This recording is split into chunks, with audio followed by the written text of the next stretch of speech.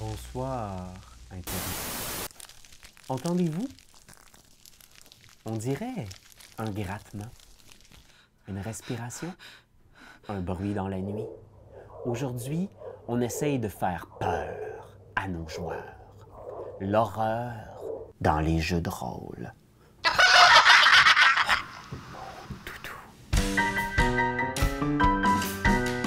J'ai parlé récemment dans une vidéo des émotions en jeu de rôle. Comment faire vivre des émotions à nos joueurs, à nos joueuses? C'est pas toujours évident. On est des amis, des collègues réunis autour d'une table. Il y a parfois le petit malaise de raconter une histoire collective improvisée. Parfois, c'est dur de se commettre dans une émotion et de la vivre pleinement. Surtout, c'est dur dans les types de jeux de rôle qui visent l'horreur, de faire peur à nos joueurs. Il y a certains commentaires qui me demandaient comment est-ce qu'on peut arriver à vraiment intégrer cette émotion-là, à faire vivre des frissons à notre table. Est-ce même possible encore aujourd'hui avec Internet, la vaste quantité de films d'horreur qui existent en ligne, les horreurs du monde réel? Est-ce que c'est encore possible de faire peur à des gens?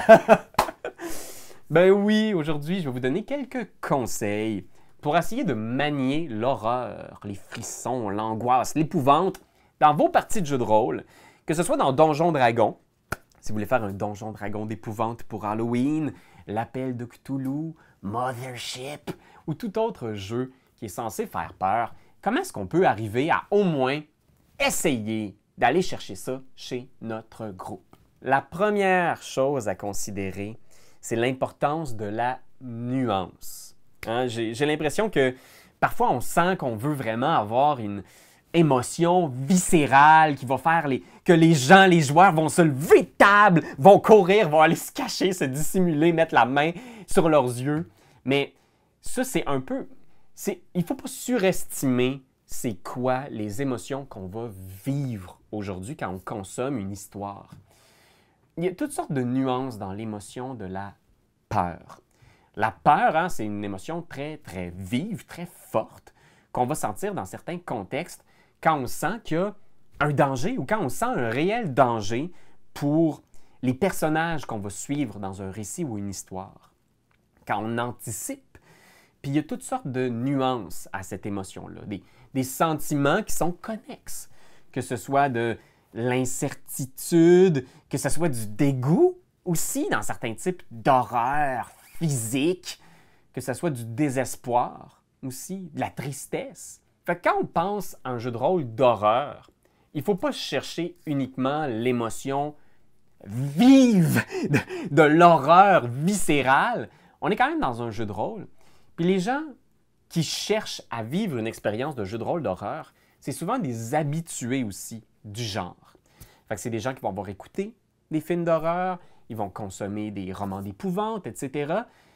Puis la vaste majorité du temps, les gens qui aiment énormément ce type de contenu-là, ben, pas qu'ils sont complètement insensibles, mais ils vont apprécier l'horreur d'une autre façon, d'une façon peut-être un peu plus détachée. Parfois, on se sent vraiment malaisé. Tu sais, je veux dire, tu peux écouter un film de David Lynch, puis pas nécessairement vivre de l'horreur plus qu'un malaise, sentir que c'est étrange, te sentir un petit peu à côté de tes pompes, te sentir être dans l'incertitude. Tu sais, quand tu n'as plus les vrais repères du monde réel, tu sais, on a un paquet de repères dans notre vie de tous les jours. Quand on se fait présenter à quelqu'un, par exemple, on sait qu'on va donner son nom, serrer la main, poser quelques questions. Qu'en est-il si cette personne-là est absolument silencieuse, nous regarde?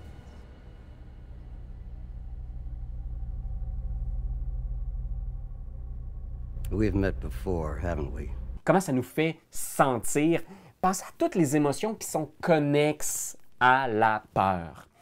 Puis n'hésitez pas à jouer avec ces conventions-là. C'est mon deuxième truc d'ailleurs, hein, c'est essayer d'éviter les clichés.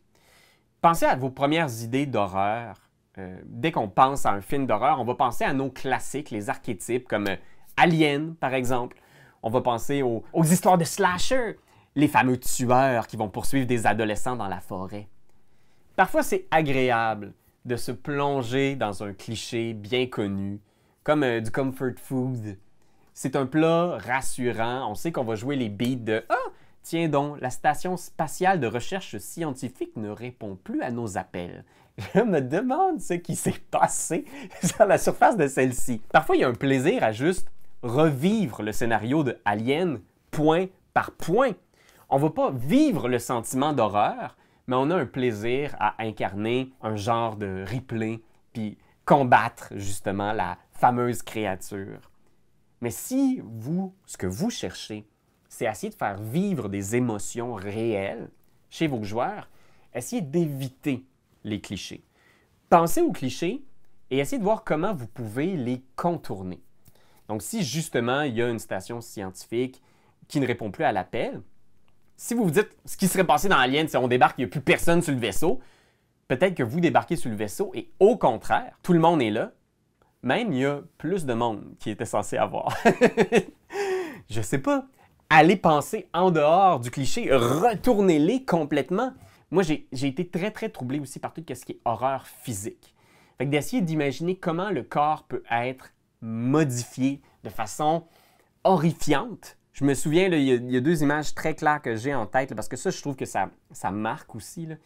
Dans un scénario de l'appel de Cthulhu, il y a des personnages qui croisaient un jeune garçon au milieu de la nuit, qui était apeuré, qui avait l'air malade, qui courait au milieu d'une route abandonnée. Les joueurs ont tout de suite voulu l'aider. Puis quand le jeune garçon est tombé à terre, puis que les enfants ont voulu le prendre, au moment où ils ont pris son bras est juste tombé en poussière au moment où il saisissait. Mais le jeune garçon était toujours vivant et il y avait cette idée-là de qu'est-ce qui se passe? Pourquoi il tombe en poussière? Est-ce qu'on est contaminé par ce genre de sport-là? Tout ce qui détruit le corps d'une façon inattendue, ça peut être un facteur de choc que vous pouvez utiliser. D'ailleurs, la surprise. Il faut contourner les attentes des joueurs. Justement, si vous utilisez un classique, un cliché, la station spatiale abandonnée qui ne répond plus, bien, les joueurs se créent des attentes, des défenses mentales. Ils savent qu'il va y avoir un alien libéré sur le vaisseau. C'est ce qu'ils pensent dans leur tête. Fait que comment est-ce que vous pouvez utiliser ces attentes-là pour créer la surprise? Moi, je pense que c'est important, et il y a des jeux que j'adore pour ça, là, comme Delta Green, qui vous suggèrent de créer des zones de nuances. Si vous commencez un scénario en installant le principe qu'il va y avoir de l'horreur, vous utilisez tous les trucs pour donner l'impression que la maison est angoissante, qu'il y a des bruits à l'étage, vous entendez des pas au-dessus de vous, mais il n'y a personne à l'étage. Bien, les joueurs vont déjà être dans l'état d'esprit de « on s'en va vivre de l'horreur ». Ils ont toutes leurs défenses psychologiques montées en faisant « là, il y a quelque chose qui va nous faire peur ». Mais si vous utilisez au contraire la normalité, la routine, la banalité, puis que vous plongez vos joueurs dans la sensation que le monde qu'on va explorer est au contraire très, très réaliste et que vous ne savez pas où l'horreur va arriver parce que vous vivez une journée normale d'un enquêteur du FBI, vous allez enquêter sur une scène de crime. Quand vous allez sortir un élément de paranormal ou de surnaturel ou quelque chose qui est vraiment étrange, ça va être d'autant plus angoissant pour les joueurs parce qu'il y a un contraste. Si tout est creepy, il n'y a plus aucun point où vous pouvez être encore plus creepy. Vous comprenez? Vous pouvez le faire, mais ça va vous demander énormément d'efforts narratifs. Mais si vous faites une journée qui est absolument normale, vous décrivez le matin, la routine justement de votre enquêteur, et au moment où il se lève puis qu'il s'en va manger ses toasts, puis juste avant qu'il dise au revoir à sa blonde avant de partir travailler, il voit sa blonde replacer son visage dans le miroir de la salle de bain. Là, dans un moment où tu fais « Pardon, qu'est-ce qui est arrivé? » Il n'y a rien arrivé. De quoi tu parles? Il y a peut-être un moment où est-ce que vous allez même songer à « Est-ce que j'ai vraiment halluciné ça? Est-ce que le MJ a... Est-ce que j'ai compris ce que le MJ m'a dit? » Les contrastes vous permettent d'avoir ces moments-là très creepy si vous changez de vitesse drastique. Allez pas tout de suite dans les bruits angoissants, les apparitions fantomatiques. Laissez le temps à la normalité d'être vécue pour vos joueurs. Et là, à ce moment-là, les moments plus angoissants, plus étranges, plus horrifiants vont avoir d'autant plus de force. Fait que si vous voulez, moi je vous suggère fortement de lire les aventures de Delta Green, qui maîtrise l'horreur avec beaucoup d'intelligence. J'ai adoré, je vais mettre le nom dans la description, là. Mais c'est une aventure où tu enquêtes sur une affaire de meurtre assez banale et tu trouves un chiffre qui est dessiné partout. Et l'aventure, tu t'enquêtes sur ce meurtre-là, place ce chiffre-là partout sur la route des investigateurs. Ils reçoivent un reçu du Starbucks, puis le chiffre de la caissière, c'est le chiffre qui a été dessiné sur la scène du meurtre. Ils rentrent ce chiffre-là sur Internet, puis c'est une localisation de leur poste de police. Et ils voient ce chiffre-là absolument partout maintenant. Juste ce fait-là de l'étrangeté, de la surprise de... Je pensais pas que l'affaire qui serait angoissante, c'est un chiffre. Puis sa présence, ça vient détourner un petit peu notre appréhension. Dans un jeu de rôle d'horreur, il faut sentir réellement un danger. Il faut se sentir vulnérable. Il faut créer à la table toutes les sensations pour que vos joueurs puissent se sentir réellement vulnérables. Puis c'est dur à faire avec Donjons Dragons. Comprenez? Puis avec les jeux de fantasy héroïque. La plupart des jeux de fantasy héroïque, tu as, je sais pas moi, 300 points de vie, 4 attaques par tour, des jets de sauvegarde à plus 8. Fait que même le dragon le plus immense ne sera pas si terrifiant parce que tu es confiant que tes habiletés de personnage vont te permettre de triompher de l'adversité, peu importe le danger rencontré.